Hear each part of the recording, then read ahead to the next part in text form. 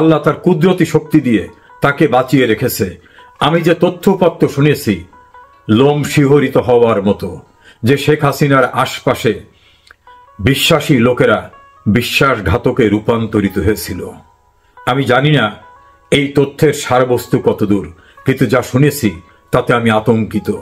আল্লাহ হেফাজত করুন, বঙ্গবন্ধুর কন্যাকে নিরাপদ রাখুন যেখানে যে অবস্থায় তিনি থাকুন। আমার আলোচনার নির্যাস পেয়েছি আমি একজন বিদেশি সাংবাদিকের কাছ থেকে। ওই সাংবাদিক বিভিন্ন দেশের গোয়েন্দা সংস্থার সঙ্গে বিভিন্নভাবে কাজ করে থাকেন। এভাবে তার কাছ থেকে প্রাপ্ত তথ্যপত্রের ভিত্তিতে আমি একেবারে নির্যাস ততটুকু নিয়ে কথা বলতে চাই। বিস্তারিত আলাপ করা যাবে না এই ভিডিও কন্টেন্টসের মধ্য থেকে। তিনি আমাকে সিম্পলি বলেছেন যে prime minister Sheikh Hasina survive মিরাকেলি।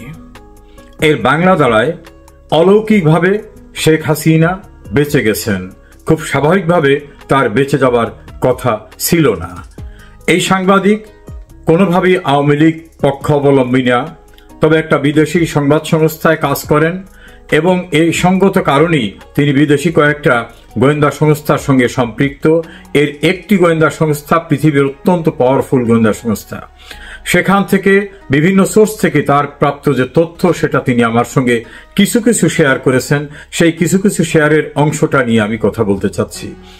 যে শিরোনামটা আমি বললাম যে শেখ হাসিনা কি সুরক্ষিত ছিলেন নাকি অরক্ষিত ছিলেন, তার ভাষ্য অনুযায়ী দীর্ঘ আলাপচারিতার ভিতরে যে 2024 সালের নির্বাচনের প্রায় 6 মাস পূর্ব থেকেই শেখ হাসিনাকে মনিটর করছিলেন বিদেশি প্রভাবশালী একটি ছোট্ট দেশ কিন্তু প্রভাবশালী দেশের গোয়েন্দা সংস্থা, যারা সারা পৃথিবীতে খুব পাওয়ারফুল। তাদের শত্রু যে প্রান্তে থাকে সেই প্রান্তেই তারা আঘাত হানতে সক্ষম হন। এই পাওয়ারফুল দেশটার গোয়েন্দা সংস্থাকে বাংলাদেশে ডিপ্লয় করেছিল আর একটি বড় রাষ্ট্র এবং তাদের ক্ষেত্র তৈরি করে দেওয়ার জন্য বাংলাদেশে প্রায় 7-8 বছর যাবৎ বিভিন্ন পর্যায়ে কাজকর্ম করত।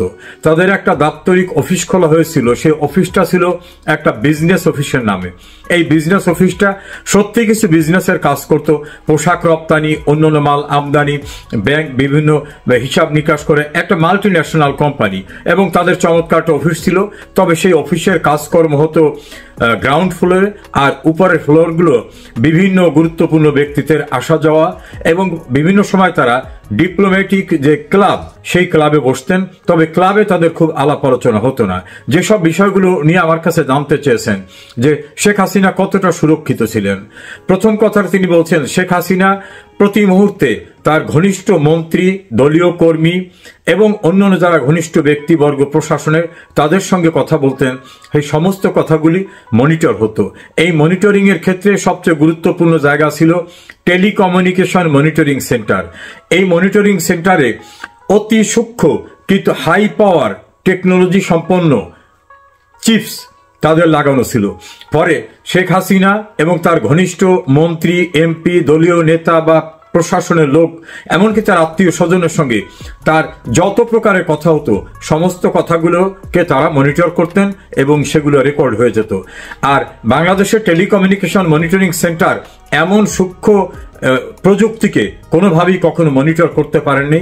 মাঝে মধ্যে ছোট ছোট সাউন্ড হলেও তারা ধরে নিয়েছেন যে এখানকার যে মেশিন সেই মেশিনের কর্মকাণ্ডের সাউন্ড।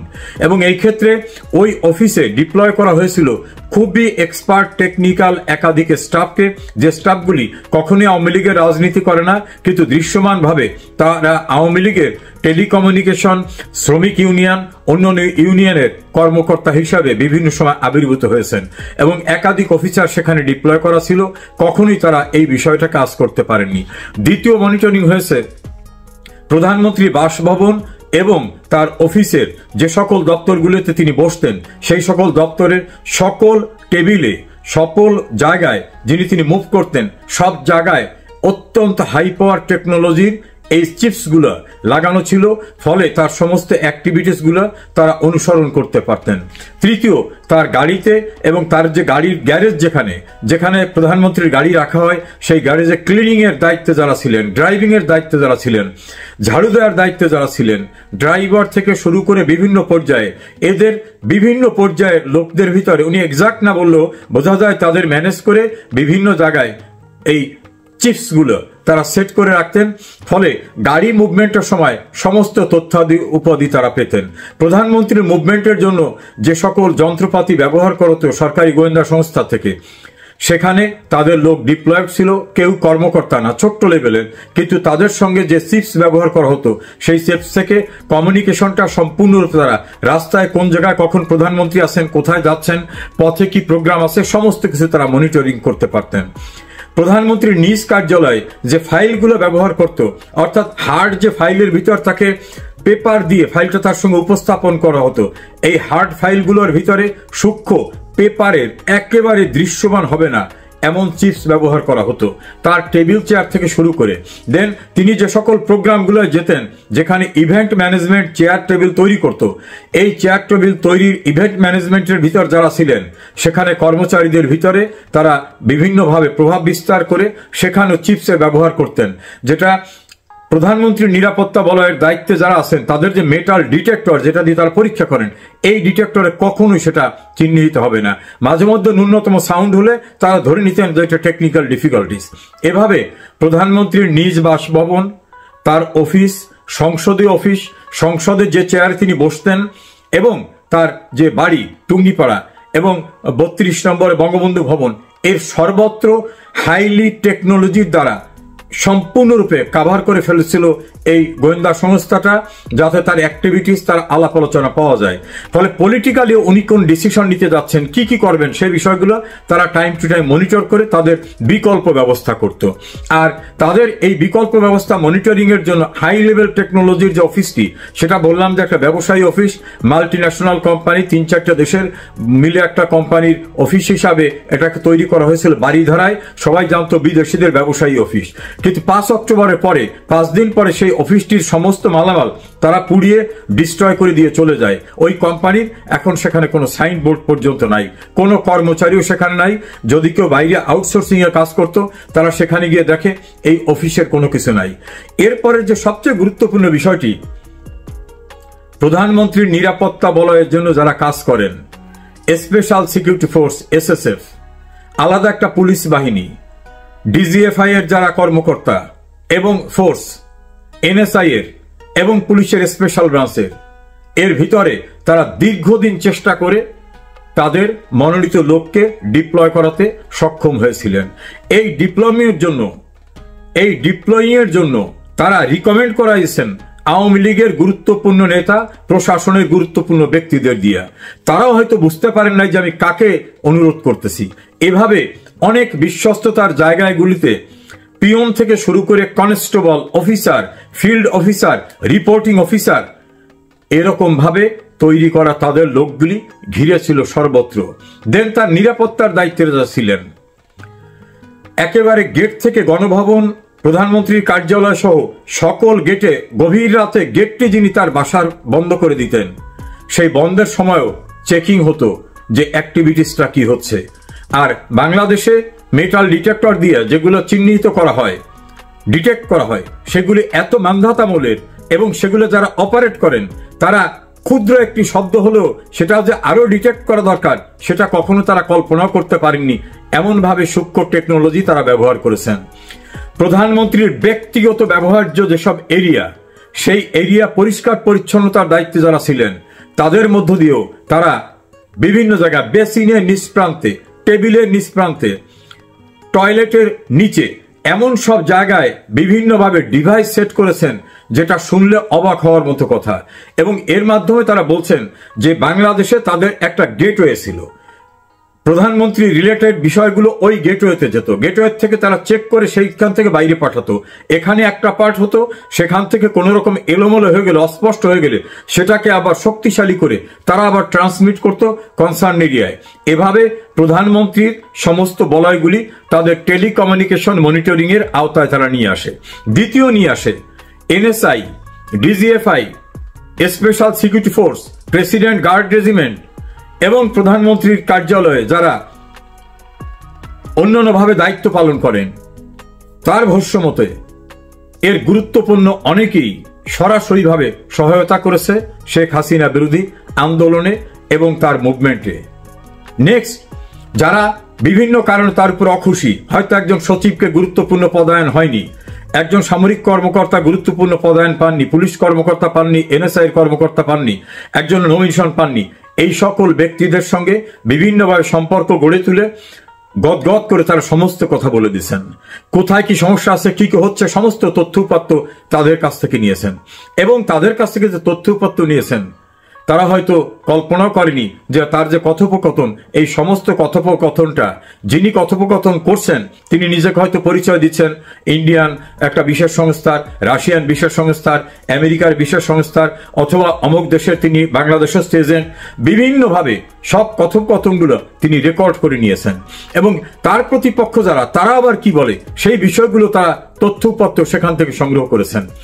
প্রধানমন্ত্রীর বিভিন্ন দপ্তরে, সেনাবাহিনীতে, ডিজিএফআই, এনএসআই, পুলিশে যারা বিভিন্ন সময় কাজ করে রিটায়ার্ড হয়ে গেছেন, তাদের সঙ্গে সখ্যতা গড়ে তুলে সেখান থেকে তথ্যপত্র সংগ্রহ করেছেন। যে সকল মন্ত্রী এমপিরাও নানাভাবে কষ্ট পেয়েছেন বলে মনে করেন, সেই ব্যক্তিদের কাছ থেকেও তথ্যপত্র তারা সংগ্রহ করেছেন। আর প্রধানমন্ত্রীর কার্যালয়ে ফুল টাইম নিরাপত্তার দায়িত্বে যারা ছিলেন, সেখানে সুকৌশলে তাদের লোককে তারা প্রবেশ করিয়েছিলেন। এবং তার ভাষ্যমতে 5 আগস্টের প্রায় 2 সপ্তাহ পূর্বে স্নাইপার গণভবনে প্রবেশ করেছিল। এই স্নাইপার দিয়ে প্রতি মুহূর্তে দূর দূরান্তে সবকিছু মনিটর করা হতো। এবং সেই মনিটরিং যে রেকর্ডটা, সেই রেকর্ডটা আবার কনসার্ন যারা ডিপ্লয় করেছে তাদের কাছে চলে যেত। এভাবে গণভবনটাকে, প্রধানমন্ত্রীর কার্যালয়কে এবং তিনি যেখানে প্রোগ্রাম করবেন সবটাকে মনিটর করা শুরু হলো নির্বাচনের 6 মাস পূর্ব থেকে। এবং নির্বাচনের পরে বেপরোয়াভাবে এই কাজগুলি করেছে। আর পলিটিক্যাল এরিনার লোকরা যাতে ঘনিষ্ঠ হতে না পারে, সেজন্য সুকৌশলে প্রশাসনের বিভিন্ন বাহিনীর তাদেরকে প্রাধান্য যাতে থাকে, সেজন্য তাদেরকে উদ্বুদ্ধ করা হয়েছে। আর একটি কথা তিনি বললেন, যে সকল কর্মকর্তারা বিদেশে ট্রেনিংয়ে যেতেন, পুলিশ, র্যাব, আর্মি, প্রশাসনের, তারা বিদেশে যাওয়ার পরে মনিটর করা হতো কে কোন দেশে যাচ্ছেন। সেখানে তাদের সঙ্গে কথা হতো, তাদের অনেককে সেখানে ম্যানেজ করা হতো, তাদের বড় বড় গিফট করে দেওয়া হতো, যে গিফট অস্বাভাবিক গিফট। সেই গিফটের মধ্য থেকে তাদের কাছ থেকে কি অবস্থা সরকারে, কেমন চলছে, দরদের সঙ্গে মানে পক্ষাশ্রিত অবস্থায় নিয়ে কথা বলে সমস্ত তথ্যপত্র উদ্ধার করা হতো। আর ধীরে ধীরে তাদের সঙ্গে রিলেশন করে তারা দেশে ফিরে আসার পরেও তাদের সঙ্গে কথোপকথনের ভিতর থেকে তথ্যপত্র নিতেন। ছাত্র সংগঠনের ভিতরে একই কায়দায় দীর্ঘদিন ধরে এন্ট্রি আওয়ামী লীগের লোকদের ঢুকিয়ে দেওয়া হয়। একইভাবে প্রশাসনে, সিভিল অ্যাডমিনিস্ট্রেশনে, প্রধানমন্ত্রীর কার্যালয়ে, ডিজিএফআই এ, এনএসআই এ, স্পেশাল ব্রাঞ্চে এবং অন্যান্য জায়গায় এভাবে তারা তাদের লোককে সুকৌশলে ঢুকিয়ে দেয়। আমাকে প্রশ্ন করলেন যে আপনারা জানেন শেখ হাসিনার সময় যারা খুব গুরুত্বপূর্ণভাবে স্পেশাল ব্রাঞ্চের যে চিফ ছিলেন, তার আশপাশে যে সকল কর্মকর্তারা ছিলেন, তারা এখন কি অবস্থায় আছেন? আমি বললাম নিশ্চয়ই খারাপ অবস্থায়। বললেন না, অনেকেই খারাপ অবস্থা নাই। সেনাবাহিনীর ভিতরে অনেকেই খারাপ অবস্থা নাই, অনেকে নানা কারণে রিটায়ারমেন্টে পাঠানো হলেও তাদেরকে বিভিন্ন জায়গায় প্রোভাইড করা হবে বা প্রোভাইড করা হচ্ছে। এভাবে রাজনীতিতেও যে সকল ব্যক্তিরা বিভিন্ন রকম দূরবর্তী দৃষ্টি দেখে কর্মকাণ্ডে যেতে পারত, তাদের সম্পর্কে বিষিয়ে তোলার মতো বিভিন্ন রকম মেরুকরণে কাজ করত। এই যে একটা মেটিকুলাস প্রোগ্রাম যারা করেছেন তাদের ভিতর থেকে, ফলে প্রধানমন্ত্রীকে তারা অনেকটা ডিপেন্ডেন্ট করে ফেলছিল প্রশাসনের উপরে এবং বিভিন্ন বাহিনীর উপরে। এই বাহিনীর যারা শীর্ষস্থানীয় কর্মকর্তা, আমাকে যিনি কথা বলেছেন তার ভাষ্য অনুযায়ী এদের 90% প্রধানমন্ত্রী শেখ হাসিনার লোক ছিলেন না। এমনকি শেখ হাসিনা বাংলাদেশ থেকে বেরিয়ে যেতে পারবেন নির্বিঘ্নে, এটাও যারা মেটিকুলাস ডিজাইন করেছিল তারা এটা কল্পনাও করেননি। শেখ হাসিনাকে কোনোভাবেই দেশের বাইরে যেতে দেওয়া হবে না, তাকে ক্ষমতা থেকে এবং সহজ সরল ভাষায় বলা যায় দুনিয়া থেকে সরিয়ে দেওয়া হবে। আর তিনি সরে দেওয়ার পর কে কি করছে এটা তো জানার বিষয় না, এমন পরিকল্পনা ছিল। সে কারণে তিনি রিপিটেডলি বলছেন যে survival of Sheikh Hasina was meticulous and by the blessing of creator. তার ভাষায় ক্রিয়েটর, আমি বলবো যে আল্লাহর রহমতে অলৌকিকভাবে শেখ হাসিনা বেঁচে গেছেন। আরেকটা জিনিস তিনি বললেন যে উনি দীর্ঘদিন ক্ষমতায় থাকায় ওনার নিরাপত্তা বলয়, বিশেষ করে রাজনৈতিক নিরাপত্তা, প্রশাসনিক নিরাপত্তা, বিভিন্ন বাহিনী নিরাপত্তা, এগুলাকে উনি ছেড়ে দিয়েছিলেন। কোনো বিশেষ কেয়ারিং হয়নি, পরীক্ষা নিরীক্ষা হয়নি যে যে লোকটি বিদেশে যাচ্ছে তার সঙ্গে কার কথা হয়, ওনার সিকিউরিটির দায়িত্বে যারা আছে ওর টেলিফোনে কোথায় কার সঙ্গে কথা হয় সেগুলো কি কখনো মনিটর হয়েছে? ওনার অফিসে গুরুত্বপূর্ণ পদে সিভিলে যারা আছে তার ফ্যামিলি মেম্বাররা তাদের টেলিফোনে কার সঙ্গে কথা বলেন, তার বাসায় কারা বেড়াতে আসেন, তারা কার বাসায় যান সেখানে কি আলাপ আলোচনা হয়, তাদের কি মাইক্রোস্কোপিক ওয়েতে খেয়াল করা হতো? উনি বিশ্বাস করেছেন, বিশ্বাসের উপর রেখেছেন। এই বিশ্বাসীরাই যখন ঘাতকের ভূমিকা অবতীর্ণ হয় তখনই কিন্তু তাদেরকে বলা হয় বিশ্বাসঘাতক। তার ভাষ্যমতে শেখ হাসিনা অলৌকিকভাবে বেঁচে গেছেন। আর যদি আধা ঘন্টা দেরি হতো তাহলে যে হেলিকপ্টারে উনি উড্ডয়ন করেছিলেন সেই হেলিকপ্টারও ভূপাতিত হয়ে যেতে পারত, এটাই স্বাভাবিক ছিল। আর স্নাইপার নিয়ে যারা ছিল তারা স্নাইপার দিয়ে শুধু ছবি তোলার জন্য ছিল না, স্নাইপারের মাধ্যমে তারা কাজ করার জন্য ট্রেইনড আপ ছিল। এবং এই স্নাইপার গণভবনে প্রবেশ করেছে 5 তারিখে না, তার পূর্বেই গণভবনের ভিতরেই ছিল এবং সর্বত্রই তারা বিরাজমান ছিল। এই ভিতরে ঢুকে সবার সঙ্গে মিশে শেখ হাসিনার আস্থা অর্জন করে উনি বললেন যে ওনার ফাদারের হিস্ট্রিতে দেখা যায় তিনিও যাদেরকে বিশ্বাস করতেন শতভাগ বিশ্বাস করতেন, কিন্তু একটু দায়িত্বশীল জায়গায় যাওয়ার পরে যে এই বিশ্বাসী লোকগুলোকে যে মনিটর করতে হয়, স্তরে স্তরে তাদেরও যে পরীক্ষা করতে হয়, সেই পরীক্ষা নিরীক্ষা কি তাদের হতো? ওনার যারা ডিউটি করতেন গতানুগতিকভাবে তারাই ডিউটি করে গেছেন, তাদের কি পরিবর্তন করা হয়েছে? নিত্য নতুন লোক আনা হয়েছে, সেই লোকদের পরীক্ষা করা হয়েছে, তাদের ব্যাকগ্রাউন্ড কি এগুলো পরীক্ষা করা হয়েছে? সবকিছু মিলে তিনি আরো কিছু ভয়ঙ্কর কথা বললেন। সেই কথাগুলি পাবলিকলি বলা সুখকর হবে না, সে কারণে বললাম না। তবে তার বক্তব্য রাজনৈতিকভাবে তিনি নির্ভরশীল হয়ে পড়েন নাই অনেকের উপরে, তিনি যাদের উপর নির্ভর করছেন তারাও অনেকে সেই রকম যোগ্যতা ছিল কিনা, অথবা তারাও বিরক্ত ছিল কিনা, অথবা তাদের দূরদৃষ্টি ছিল কিনা। প্রশাসনে যাদের উপর নির্ভর করেছিলেন তারা সুকৌশলে বিরাজনীতিকরণের দিকে যে তাদের মধ্য দিয়ে সবকিছু হোক এরকম চিন্তা চেতনা করছেন। বিভিন্ন বাহিনীর কর্মকর্তারা এমনকি ডিজিএফআই এবং এনএসআই এর ব্যাপারে সুনির্দিষ্ট করে বলছেন সেখানে টপ লেভেলে যারা ছিলেন এর অধিকাংশ ছিলেন এন্টি শেখ হাসিনা সেন্টিমেন্টের লোক, কিন্তু তারা তীব্রভাবে আওয়ামী লীগ করে সেখানে অবস্থান টিকিয়ে রেখেছিলেন এবং তাদের রিকমেন্ড কাদের দিয়ে করানো হবে সে ব্যবস্থাও করানো হয়েছিল। এভাবে তার ভাষ্য অনুযায়ী শেখ হাসিনা কার্যত সুরক্ষিত ছিলেন না, রাজনীতিতে না, প্রশাসনে না, ল এনফোর্সমেন্টে না, বিভিন্ন বাহিনীতেও না। তিনি ছিলেন সম্পূর্ণরূপে অরক্ষিত। তবে কোনো না কোনো কারণে তিনি অলৌকিকভাবে বেঁচে গেছেন। আমার বক্তব্য হয়তো তিনি অনেক ভালো কাজ করেছেন, সে কারণে অলৌকিকভাবে বাহিনী ছিল, প্যারামিলিটারি ফোর্স ছিল, তারা সবাই সারেন্ডার করছে। আর্মির বাইরে যে প্যারামিলিটারি বোঝায় সেটা হলো জামাত, আল বদর, রাজাকার, আল শামস, শান্তি বাহিনী, নেজাম ইসলাম এবং মুসলিম লীগ। কারণ হচ্ছে তারা 1971 সালে পাকিস্তানের কনসেপ্টে বিশ্বাস করত। তারা কিন্তু কখনো বাংলাদেশ নামে একটি রাষ্ট্রের জন্ম হোক সেটি তারা চায়নি। সুতরাং তাদের পরাজয় পাকিস্তান তত্ত্বের পরাজয়, ধর্মের নামে রাষ্ট্র পরিচালনার পরাজয়। এই পরাজয়ের পর তারা কিন্তু আর থেমে থাকেনি, তারা কিন্তু আস্তে আস্তে শক্তি সঞ্চয় করার চেষ্টা করেছে। 1975 সালে যখন বঙ্গবন্ধুকে হত্যা করা হয় আমেরিকার সহযোগিতায়, সেই হত্যার পর বঙ্গবন্ধুর বিরুদ্ধে এমন কোনো অভিযোগ নেই, মিথ্যা অপবাদ নেই যেটি প্রচার করা হয়নি। কিন্তু এত কিছুর পরও যখনই মানুষ সুযোগ পেয়েছে ভোট দেওয়ার, তখনই কিন্তু একক দল হিসেবে সবচেয়ে বেশি ভোট আওয়ামী লীগকে দিয়েছে। আপনি কোন কথা বলবেন? 1991 সালে আওয়ামী লীগ নির্বাচনে হেরেছিল পুরো দেশে, কিন্তু ভোটের হিসাবে একক দল হিসাবে আওয়ামী লীগ বিএনপির চাইতেও বেশি ভোট পেয়েছিল। 96 সাল আবারও আওয়ামী লীগ বিএনপির চাইতে বেশি ভোট পেয়েছে। 2001 সালে বিএনপি আওয়ামী লীগের চাইতে মাত্র 1% ভোট বেশি পেয়েছে। তাও 2001 সালে বিএনপির সাথে জামাত ইসলামী একটি জোট ছিল।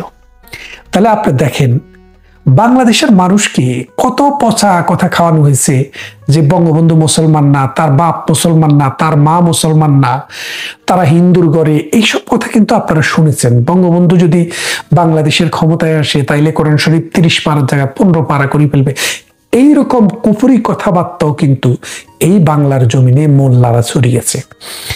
তারপরে দেখেন বঙ্গবন্ধুর দল ক্ষমতায় আসলো, দেশ চালালো। আমরা শুনেছি বঙ্গবন্ধুর দল অর্থাৎ বাংলাদেশ আওয়ামী লীগ যদি ক্ষমতায় আসে তাহলে কি হবে, বাংলাদেশ ভারত হয়ে যাবে, মসজিদগুলো আর থাকবে না, সেখানে মন্দির হয়ে যাবে, সেখানে উলুধ্বনি শোনা যাবে। খালেদা জিয়ার নিজের মুখেই কিন্তু এই স্টেটমেন্টটি প্রথম আলো প্রকাশ করেছে এবং বিভিন্ন টেলিভিশনে সেটি দেখা গিয়েছে যে আওয়ামী লীগ সরকার যদি ক্ষমতায় আসে তাহলে মসজিদে আর আজান শোনা যাবে না, উলুধ্বনি শোনা যাবে। তা আমি তখন চট্টগ্রাম বিশ্ববিদ্যালয়ের ছাত্র, আমার এক বন্ধুর ছোট ভাই, তার নামও মঞ্জু, সে আইয়ারে পড়তো, সে একটা লেখা লিখেছিল যে প্রধানমন্ত্রী আমি কিন্তু এখনো আজানের ধ্বনি শুনেই কিন্তু মসজিদে যাই, উলুধ্বনি শুনে নয়। তো এই বিষয়টি যে কারণে বলছি যে বাংলাদেশে মুক্তিযুদ্ধ হচ্ছে একটা সেকুলার অসাম্প্রদায়িক গণতান্ত্রিক চেতনার, মানুষের অধিকার ভিত্তিক চেতনার একটি আন্দোলন ছিল। এই আন্দোলনটি বাংলাদেশে একটি সফলতার মুখ দেখেছিল। আপনারা জানেন এই সফলতার পর থেকে এই বাংলাদেশকে ভিন্ন পথে পরিচালিত করার জন্য, বাংলাদেশকে আবার মৌলবাদী একটি রাষ্ট্রে পরিণত করার জন্য দীর্ঘদিন থেকে চেষ্টা চলেছে। বিএনপি একটা সময়ে স্বাধীনতা বিরোধী, ভারত বিরোধী যে শক্তি আছে এই শক্তিটাকে নেতৃত্ব দিত, কিন্তু এখন বিএনপিকে চ্যালেঞ্জ জানাচ্ছে জামাতে ইসলামী এবং মৌলবাদী অন্যান্য দল যে না, তোমরা তো এখনো স্বাধীনতা যুদ্ধের কথা বলো, 71-এর কথা বলো, পাকিস্তান ভাঙার পক্ষে তোমরা এখনো কথা বলো, সুতরাং তোমরা এখন আর মৌলবাদী, ইন্ডিয়া বিরোধী এবং পাকিস্তান প্রেমী, ধর্মাশ্রয়ী কোনো দলকে, জাতিকে, গোষ্ঠীকে তুমি নেতৃত্ব দিতে পারো না। সেই জন্য এই নেতৃত্বটি এখন জামাতে কাঁধে নিয়েছে। জামাতের সাথে আরো 14-15টি দল, সেগুলো সবই ধর্মাশ্রয়ী, মৌলবাদী, নারী স্বাধীনতায়, প্রগতিতে বিশ্বাস করে না এবং আফগানিস্তানি কায়দায় রাষ্ট্র পরিচালনায় বিশ্বাস করে তারা। তাহলে এখন দেখেন বঙ্গবন্ধুর বিরুদ্ধে আমরা তথ্য পেয়েছি যে উনি কোটি কোটি টাকা মেরে দিয়েছেন, অথচ জিয়াউর রহমানের আমলে যখন এই গবেষণা করা হলো, যে একটি কমিটি করে দেওয়া হলো বঙ্গবন্ধুর সম্পদ কোথায় কোথায় আছে, সারা বাংলা গেটে 10,000 টাকাও বঙ্গবন্ধুর অ্যাকাউন্টে পাওয়া যায়নি।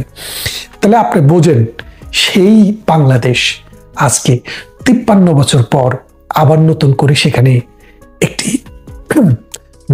একটি সশস্ত্র গোষ্ঠী এবং মৌলবাদী গোষ্ঠী, জঙ্গি গোষ্ঠী বাংলাদেশের ক্ষমতাটি নিয়েছে। নেওয়ার পর আমেরিকা থেকে ভাড়া করে ডক্টর ইউনূস, ডক্টর আলী রিয়াজ, তারপর ওই যে আরেক কার বউ নিয়ে যে চলে গেছিল কি এক উপদেষ্টা, এরা, তারপরে ওই লুচ্চা আসিফ নজরুল, এদেরকে দিয়ে তারা এখন আবার নতুন কাহিনী শুরু করছে। ওই যে কাটা মুসলমান ফরাসিতে থাকে, কি যেন নাম, বাটপাট্টার নামও ভুলে যাই, সে নতুন করে তথ্য দিল যে 1971 সালের মুক্তিযুদ্ধে 2000 লোক মারা গিয়েছে। এখন আপনাকে বলি, বাংলাদেশে এই 64 ডিস্ট্রিক্টে 400, এখন 660-র মতো থানা আছে প্রায়। আপনাকে শুধু আমার থানার কথা বলি, আমি যেখানে জন্মগ্রহণ করেছি কুমিল্লা জেলার নাঙ্গলকোট উপজেলার রায়কুটি ইউনিয়নের সারিজানিয়া গ্রাম। আমার গ্রামের নাম বললাম, কেন বললাম সেটা প্রাসঙ্গিকতা আসেন। আমার মামা, আমার মায়ের আপন ছোট ভাই মান্নান মামা, আমাদের বড় মামা বলি কিন্তু আমার মায়ের ছোট, তো তিনি ছাত্র জীবনে 1971 সালে মুক্তিযুদ্ধে অংশগ্রহণ করেছিলেন এবং তার মামা, গ্রামের বাড়ি পদুয়া, আমার নানার বাড়ি বোমরা বাঙ্গড্ডা ইউনিয়ন, আর আমার মায়ের নানার বাড়ি পদুয়া, তার মামা, তার নাম হারুন রশিদ। তারা দুইজন 1971 সালে মহান মুক্তিযুদ্ধে যুদ্ধ করেছিলেন।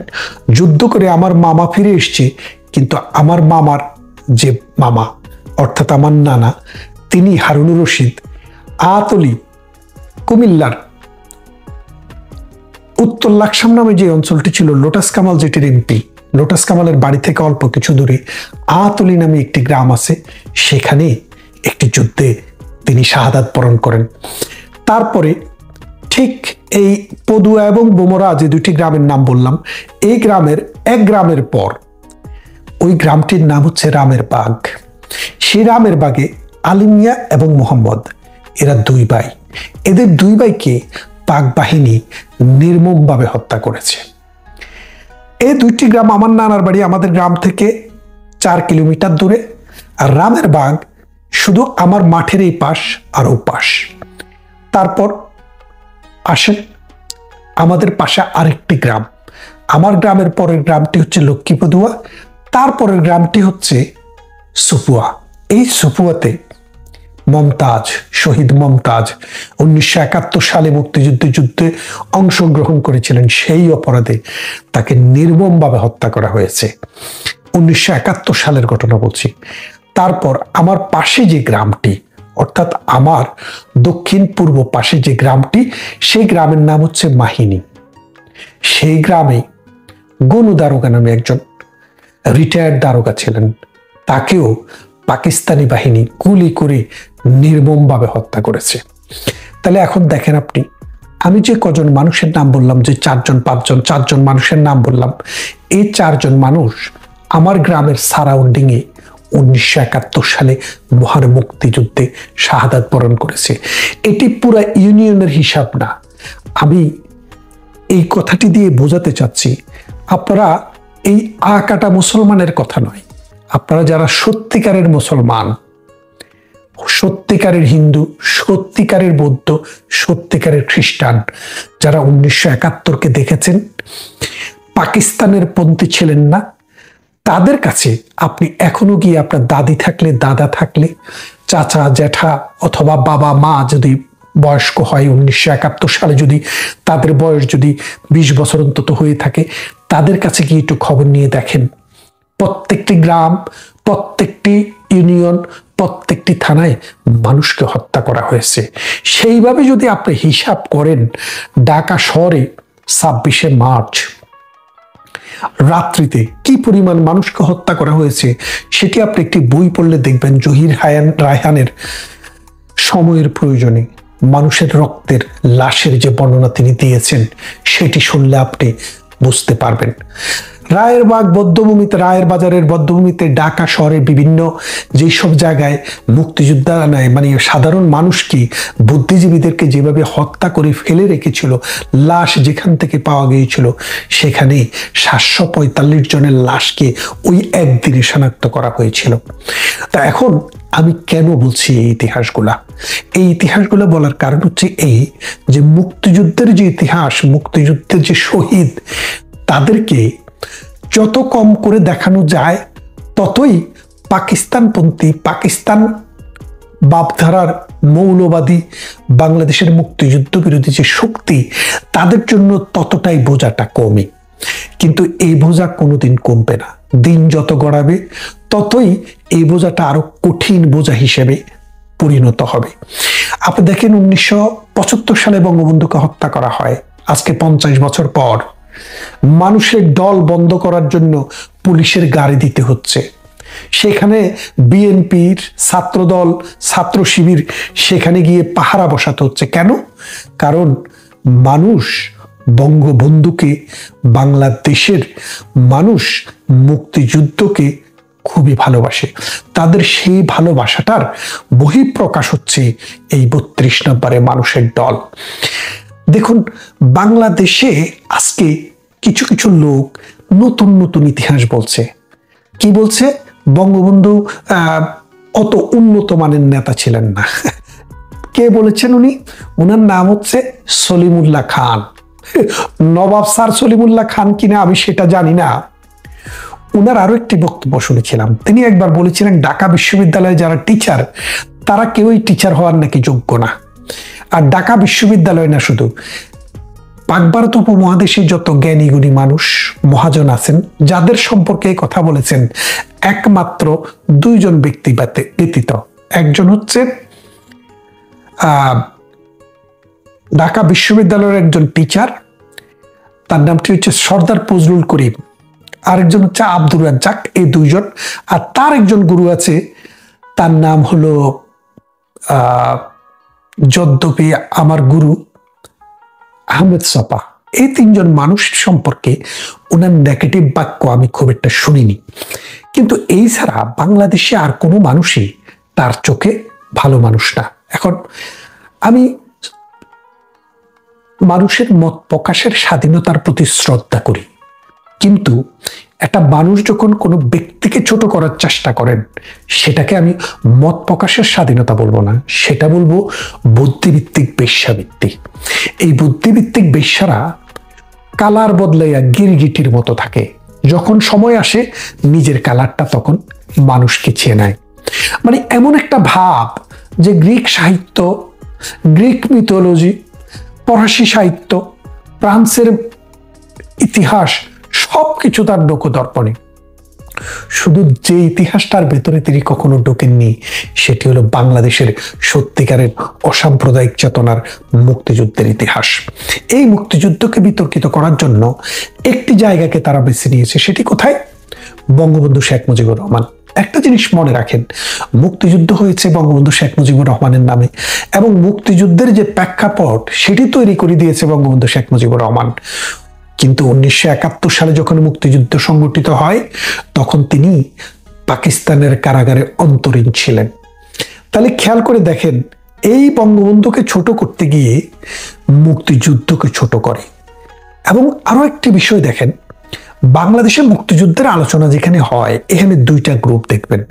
একটা হলো আর্মি পার্সোনাল, আরেকটি হচ্ছে মানে সিভিলিয়ান।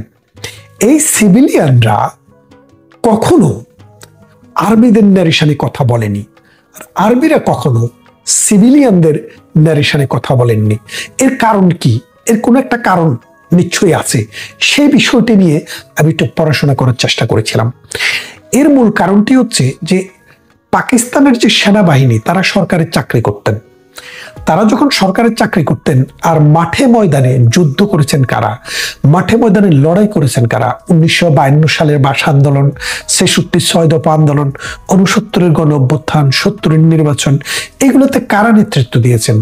জনগণ। সেটা আওয়ামী লীগ বলেন বা অন্য যাই বলেন, মানুষ, সাধারণ মানুষ, রাজনৈতিক কর্মী, রাজনীতিবিদ। এই রাজনীতিবিদদের এই আন্দোলনের সাথে যখন একটা চরম পর্যায়ে, চূড়ান্ত পর্যায়ে আসে, তখন আর্মিরা গিয়ে এক হয়। এই আর্মিরা গিয়ে এক হয়ে তারা কিন্তু এই যুদ্ধটি 9 মাসের যুদ্ধ হিসাবে দেখে। কিন্তু আসলে বাংলাদেশের স্বাধীনতার যে সংগ্রাম, এটি 9 মাসের যুদ্ধ নয়। আপনারা একটা বিয়ের অনুষ্ঠান দেখেন, বিয়ের অনুষ্ঠানে বৈরাত আসে, ওই বিয়ের অনুষ্ঠানের দিনটাই শুধু তারা দেখে।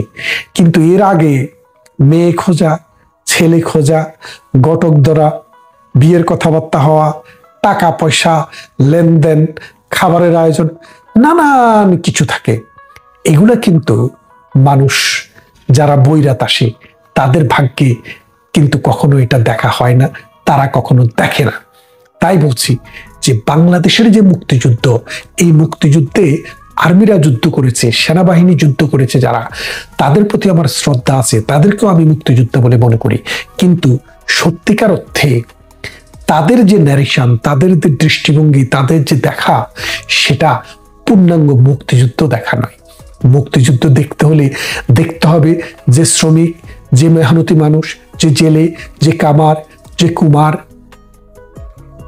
52 ভাষা আন্দোলনে বুক পেতে দিয়েছে, 69 গণ অভ্যুত্থানে যে বুক পেতে দিয়েছে, 6 দফার আন্দোলনে যে অগ্রভাগে ছিল, 70 নির্বাচনে যে পতাকা নিয়ে নিয়ে ঘুরেছে, 71 মহান মুক্তি সংগ্রামের আগে 7 মার্চের ভাষণে যে 10 মাইল হেঁটে গিয়ে অংশগ্রহণ করেছে।